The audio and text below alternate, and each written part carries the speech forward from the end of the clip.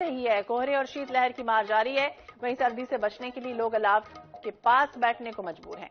मौसम विभाग ये कह रहा है, अपने पूर्वानुमान से स्पष्ट कर रहा है कि छत्तीसगढ़ और मध्य प्रदेश में एक बार फिर से तापमान में गिरावट देखी जाएगी। न्यूनतम तापमान में कमी होने के साथ उत्तरी नमी के कारण प्रदेश में बादल छाए रहेंगे। मंगलवार को कुछ इलाकों में हल्की बारिश देखने को मिल सकती है। तो एक बार फिर से मौसम ने करवट ली है, क्योंकि अब अलग अलग जगहों पर इसी तरह से मौसम खुशनुमा बना रहेगा और आने वाले दिनों में मौसम ये कह रहे हैं मौसम वैज्ञानिक, इसी तरह से तापमान में गिरावट रहेगी।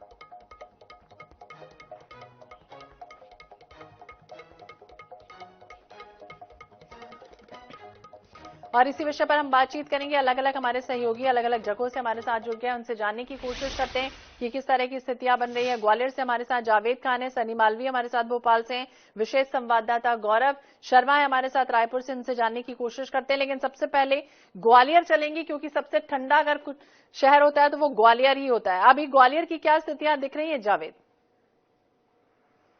बिल्कुल, ग्वालियर चंबल संभाग की बात की जाए तो ग्वालियर अंचल में जो कोहरा है वो लगातार बना हुआ है और सबसे बड़ी बात है जो सीवियर कोल्ड डे के जो हालात हैं वो पिछले 2 दिन से ग्वालियर का तापमान है वो 4.1 से 4.3 डिग्री सेल्सियस तक है।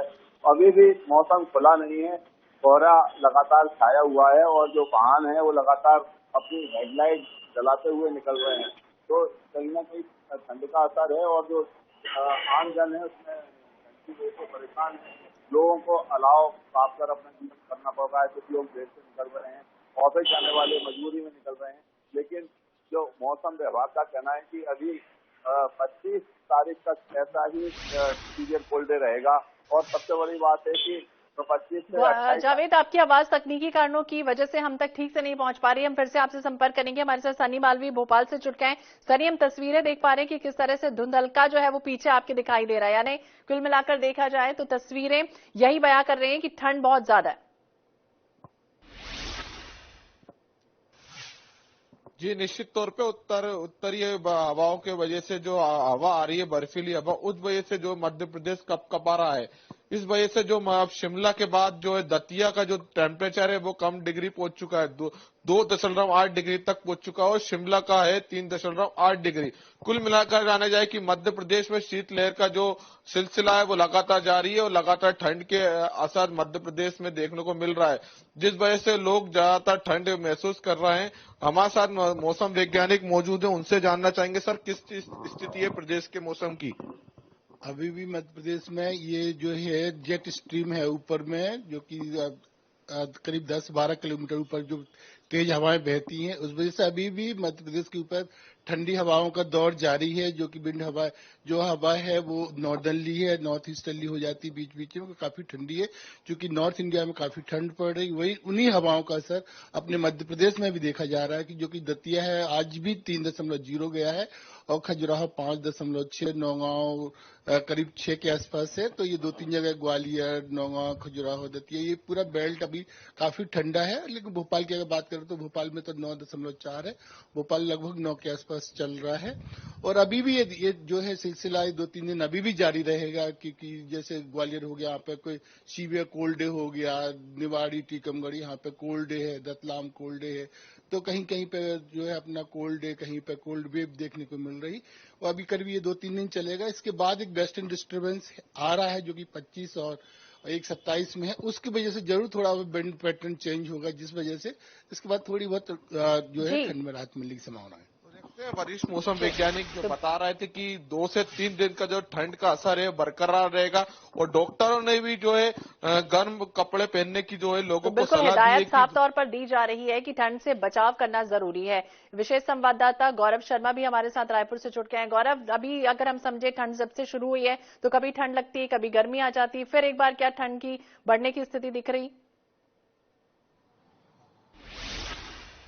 निश्चित रूप से छत्तीसगढ़ में इस समय जो है वो तापमान में गिरावट आई, क्योंकि बंगाल की खाड़ी से नमी युक्त हवाएं आ रही है। ऐसे में कई स्थानों पर जो बारिश की संभावना है वो भी बनी हुई है। अगर रायपुर में ही बात की जाए तो आज सुबह कुछ स्थानों पर खंड वर्षा के हालात बने थे, कुछ स्थानों पर हल्की वर्षा हुई, लेकिन शहर के दूसरे हिस्सों में ठंडी हवाएं चल रही थी। तो इस तरह की स्थितियां बनी हुई है और मौसम विभाग ने अगले 2-3 दिनों में तापमान में गिरावट की संभावना जताई है। दुर्ग, रायपुर संभाग के कुछ जिलों में हल्की बारिश की संभावना जताई गई है। साथ ही साथ जांजगीर, रायगढ़, जसपुर और कुछ जिलों में भी आसपास के जिलों में बारिश का अलर्ट जारी किया मौसम विभाग ने। तो कहीं ना कहीं तापमान में गिरावट तो है ही, कुछ स्थानों में हल्की बारिश की शुरुआत भी हो चुकी है और अगले 2-3 दिनों तक इसी तरह से मौसम बने रहने की संभावना मौसम विभाग ने जताई है। तो बिल्कुल अभी इसी तरह से 2-3 दिन मौसम इसी तरह से खुशनुमा बना रहेगा। बने रहिए आप हमारे साथ। जावेद खान हमारे साथ ग्वालियर से जुड़ गए हैं। जावेद, क्या स्थितियां, क्या कुछ कह रहा है मौसम विभाग आने वाले दिनों के लिए?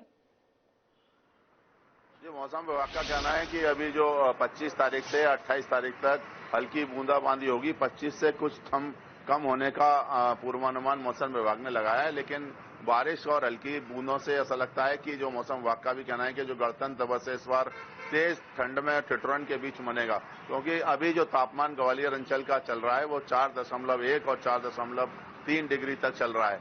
लोग दिन में भी 10 से लेकर 11 डिग्री सेल्सियस जो अधिकतम तापमान होता है वो है, जिसकी वजह से लोग अपना जीवनचर्या उनकी ऐसी व्यवस्थित नहीं होने के बजाय बिगड़ गई है।